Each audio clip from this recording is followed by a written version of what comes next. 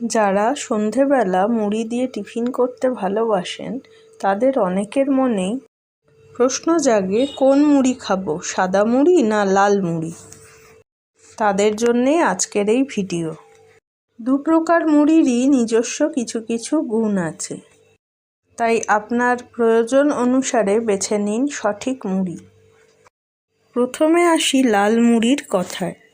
লাল মুড়িতে শস্যের অর্থাৎ ধানের বাইরের আস্তরণ থাকার ফলে এটি ফাইবার, আয়রন, অ্যান্টিঅক্সিডেন্ট এবং মিনারেল সমৃদ্ধ হয়।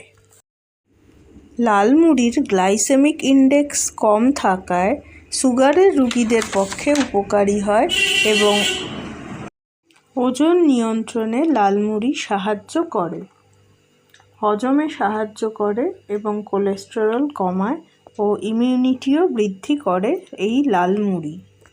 অন্যদিকে সাদা মুড়ি তৈরির সময় শস্যের বাইরের আস্তরণ পালিশ করে বের করে দেওয়া হয় এবং এর সাথে অনেক পুষ্টিগুণও কমে যায়, তাই এটি তাড়াতাড়ি হজম হয়।